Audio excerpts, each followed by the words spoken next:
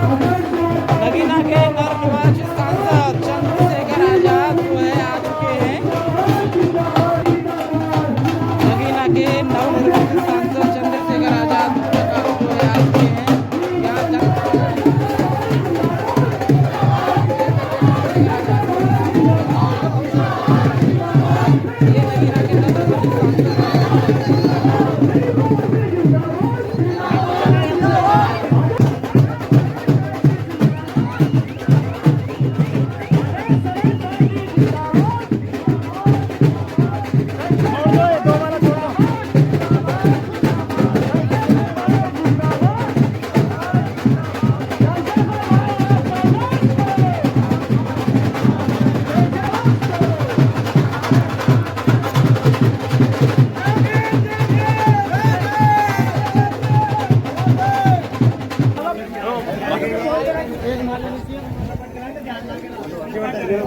Phone के चक्कर में जो भी साथी हमारे दाएं खड़े हैं वो भाई कृपा करके बैठ जाएं और ताकि पीछे वाले लोग जो खड़े हैं वो भी उन्हें भी मौका मिले। हमारे बीच में जय भारत जय संविधान। समय समय पे सभी धर्मों में जन्मे संतों गुरुओं महापुरुषों को नमन करता हूं। जिस तरह से हमने चुनाव को लड़ने के लिए अपनी तैयारी की थी कि छोटे छोटे जोन बनाए थे, जोन में सेक्टर फिर बूथ बनाए थे, आपकी मेहनत सफल हुई। मुझे ये कहने में बड़ी खुशी हो रही है कि जब हमने शुरुआत की थी तो सब लोग कहते थे कि भाई वो भारत का जो बहुत महान मीडिया है वो दिल्ली में बैठते हैं लोग, नोएडा में बैठते हैं, गौतम बुद्ध नगर में, तो उनके लोग भी यहाँ आते थे और आगे कहते थे कि भाई चंद्रशेखर के साथ तो कुछ नौजवान घूम रहे हैं, 25 से 40 साल के नौजवान उसके बीच में हैं, साथ में थोड़ा सा वोट उसको मिलेगा। तो मैं उनकी बात का बुरा नहीं मानता था क्योंकि मैं जानता था वो कभी हमारी बात करेंगे नहीं। वो तो हमें ऐसा दिखाने का प्रयास करेंगे जैसे हमारा परिवार हमारे साथ ही ना हो। लेकिन आपने उनको वोट से जवाब दिया। आपने अपनी वोट आशीर्वाद के तौर पे अपने बेटे को देके उनको साबित किया कि गरीब अमीर नहीं आगे बढ़ सकते, गरीब भी आगे बढ़ सकते। मैं जब आता था तो लोग हंसते थे कि ये चप्पल वाला आदमी जो है एक पैंट शर्ट पहन घूमता रहता है, ये एमपी बनेगा बताओ। वो सोचते थे, उनको लगता है वो लंबे लंबे कुर्ते वाले बड़े बड़े पैसे वाले लोग वही एमपी वाले बन सकते हैं, क्योंकि राजा महाराजा बन सकते हैं, उनकी औलादे बन सकती है, जिसके पिता रह गए वही बन सकते हैं, कोई गरीब का बेटा तो बन नहीं सकता। लेकिन हमारे साथियों ने अपनी मेहनत से इसको भी गलत साबित कर दिया। मैं धन्यवाद दूंगा सबसे पहले अपने साथियों का कि उन्होंने बहुत मेहनत की, फिर धन्यवाद दूंगा परिवार के जो मुझसे छोटे भाई हैं उनका, उन्होंने बहुत मेहनत की, और जो परिवार के बड़े हैं इनका तो मैं हमेशा ऋणी रहूंगा कि उन्होंने आशीर्वाद मुझे दिया। और मैं बहुत ज्यादा धन्यवाद दूंगा अपनी माँ बहनों का, इनका आशीर्वाद और प्यार मुझे खूब मिला। मैं चंद्रशेखर आजाद आपसे वादा करता हूँ कि जब तक मेरे अंदर सांस है, मेरे लहू का एक एक कतरा आपके काम आएगा। मैं पूरी जिंदगी, चाहे मैं यहाँ रहूं, किसी और ऊंचाई पर रहूं या और बिल्कुल जमीन में चला जाऊं, मैं 24 घंटे 7 दिन आपके अधिकारों के लिए, आपकी इज्जत के लिए, आपके मान सम्मान के लिए, आपके क्षेत्र के लिए लड़ता हूं। भले ही हमें 52% लोगों ने वोट दिया, लेकिन जिसने हमें वोट मिल दिया उसकी लड़ाई भी हम लोग लड़े। ना हम जाति देखेंगे ना धर्म, लेकिन सबसे पहले हम गरीबों की जो लड़ाई है उसको लड़ेंगे। जो नाइंसाफी उनके साथ हो रही है, उनके अधिकार जो छीने गए हैं, उनको हम लोग बचाने का काम करेंगे। और हमने जो वादा किया कि हम सबसे पहले कोशिश करेंगे, नेटोरी है ना, नगीना विधानसभा की एम्स जैसा मेडिकल कॉलेज बनवाने के लिए हम लोग एडी चोटी का जोड़ लगवा देंगे कि एक हायर सेंटर यहाँ बने, जिससे गरीबों को आसानी से अच्छा इलाज मिल जाए। क्योंकि मैंने अपनी आंखों से देखा है, मेरे पिताजी को अगर अच्छा इलाज मिल जाता तो मेरे पिताजी हमारे बीच में होते, लेकिन नहीं दिला पाया क्योंकि मेरी हैसियत नहीं थी। और बड़े अस्पताल में जाओगे तो लाखों रुपए चाहिए, अब गरीब आदमी कहाँ से लाए? ठीक है। फिर हमारी ये भी इच्छा है कि हमारे पढ़े लिखे नौजवान बेरोजगार घूम रहे हैं, तो इस क्षेत्र में इंडस्ट्रियल एरिया लगे, उसके लिए भी हम उस विभाग के मंत्री के साथ खूब जो है अपनी बात से उसको मजबूर करें कि वो यहाँ उद्योग धंधे लगाने के लिए मजबूर हो जाए कि हाँ 2 धंधे लगे और लाखों नौजवानों को रोजगार मिले, मेरी बहनों को और भाइयों को। और मेरा ये मत है कि कुटीर उद्योग लगना चाहिए जिससे महिलाओं को घर पे रोजगार मिल जाए, क्योंकि बहुत लंबे दिन हो गए आप लोगों को कोल्हू में भट्टे पे मेहनत मजदूरी करते हुए। सम्मान की जिंदगी तो कोसों दूर है, लेकिन मैं आपका बेटा होने के नाते मैं नगीना के लोगों से कह रहा हूँ कि मैं नगीना का बेटा ही हूँ, जिंदगी भर नगीना का बेटा ही रहूंगा। और आपने जो ताकत मुझे दी आप देखते जाओ, इस ताकत से एक बहुत बड़ा बदलाव आ गया पूरे देश में। जो लोग मजाक उड़ाते थे गरीबों की, वो भी कहने लगे कि भाई ये आजाद समाज पार्टी के लोग तो कुछ बड़ा करने जा रहे हैं। अब चारों तरफ अगर किसी की चर्चा है तो वो नगीना की चर्चा, हर आदमी नगीना की चर्चा करने को मजबूर है। देश में इतने सांसद बने, कोई किसी को जानता हो या नहीं जानता हो, लेकिन आजाद समाज पार्टी के सांसद को सब लोग जानते हैं। और इसमें मेरा कोई कमाल नहीं, इसमें आपके आशीर्वाद और विश्वास का कमाल। बहुत कुछ करने की तमन्ना है। इंडस्ट्रियल एरिया के साथ साथ यहाँ से स्कूल कॉलेज यूनिवर्सिटियां बने, स्पोर्ट कॉलेज बने, और जो है जो बाढ़ की परेशानी है और जो तमाम परेशानी है उससे मुक्ति मिले। अभी आपके यहाँ सड़कें जो खुदी हुई है, आज हम सारे अधिकारियों से बात करेंगे, जल्दी जल्दी सड़कें खुदी हुई है। ये सड़कें जो जल नल योजना के नाम पे जो सरकार ने खोदी, 2-2 साल हो गए, बंद हो जाएंगे। ये सड़कें सही हो जाए क्योंकि बरसात का समय आने वाला। और फिर आपके जिस तरह सफाई की व्यवस्था बड़ी समस्या है यहाँ, ये जो नाले आटे पड़े हैं, देखो इसको इस तरह समझो, आप अगर समझ पाओ ना, मैं साधारण भाषा में समझाता हूँ। पानी भरेगा तो बीमारियां पैदा होंगी, तो गरीबों की जिंदगी से नुकसान होगा।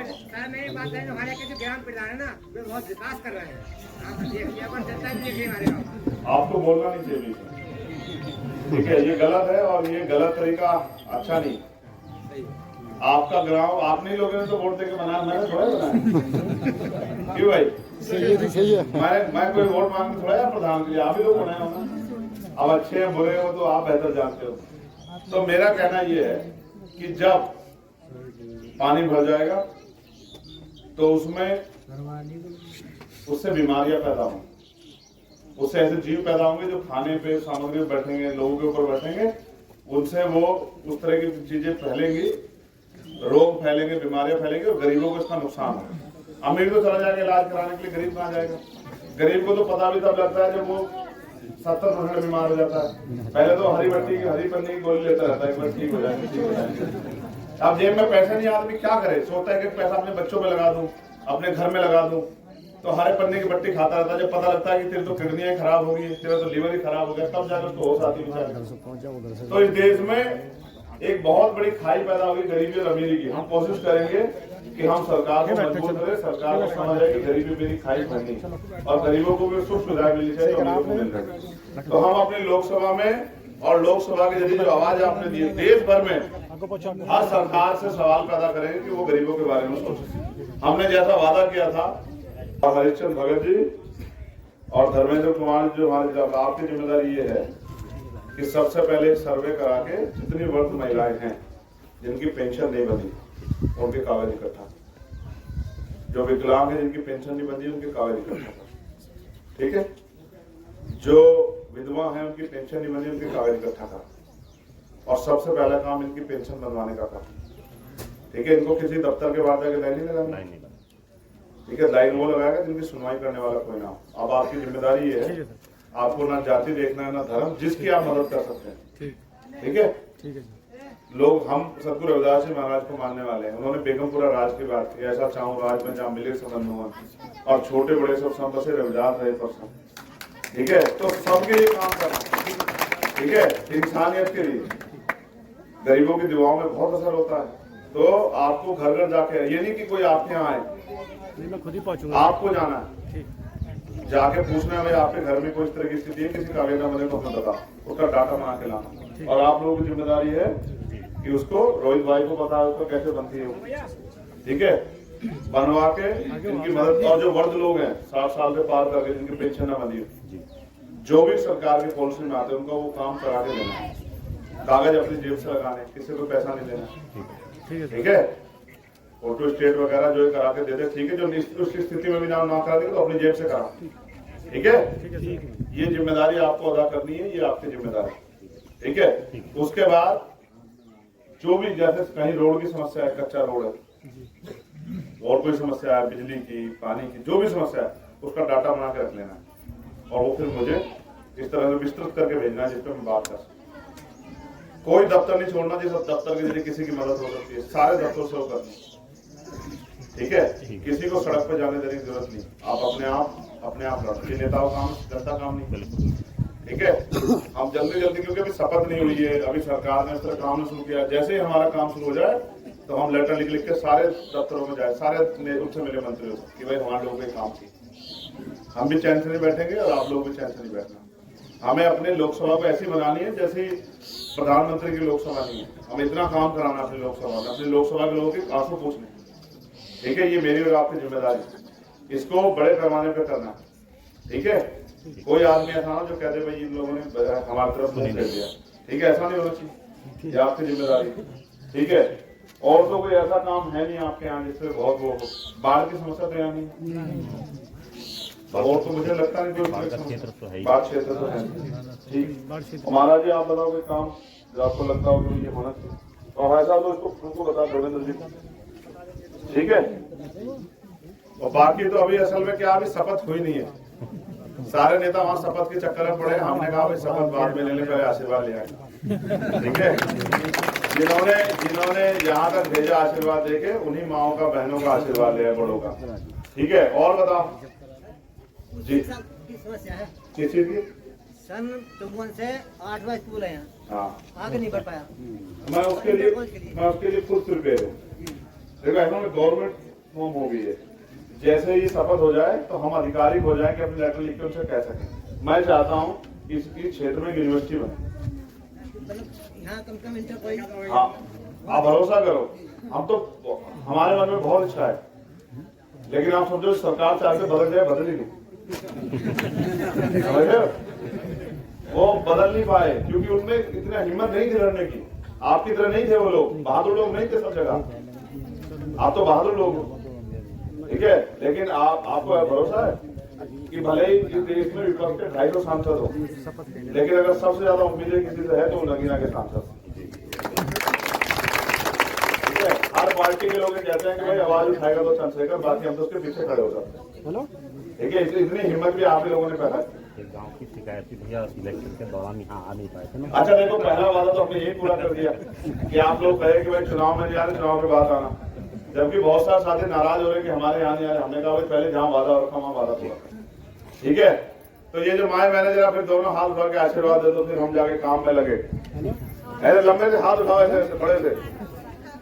हेलो, और ये उठाने के हरे सूट वाले जो हमारी 10 मिनट लगेगी, 10 मिनट लगेगी। क्या हुआ, सड़क नहीं है ना? हम तुमसे पहले कह दिए कि हम लिखवा लेंगे अपने आप। हाँ हाँ, क्या समय तो लगता ही है बहन। इधर आओ, आगे आओ, फिर इधर आगे बताओ, दूसरे आवाज नहीं आ रही, इधर आओ, यहाँ पे बताओ क्या।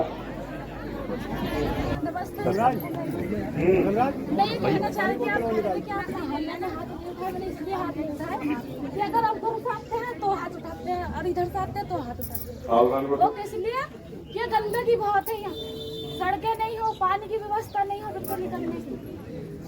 ऐसा गांव किसी गांव में है जैसे यहाँ है ऐसा? आप देखिए एक तरफ। सच सुना है, सच सुनना भी चाहती है। हमारा गांव फिर भी बहुत अच्छा है, बहुत बुरे हालात है, बहुत बदतर है ये गाँव। नहीं ऐसा नहीं। ऐसे गंदे गारे में कभी कोई नहीं निकलता जैसे हम निकलते। अच्छा, आप आसपास के गांव देखे हैं ना? देखे हैं, नहीं देखे? कई गांव ऐसे हैं जिनमें बहुत खुशबू करते हैं, अभी ऐसा पानी भरा हुआ। ठीक है,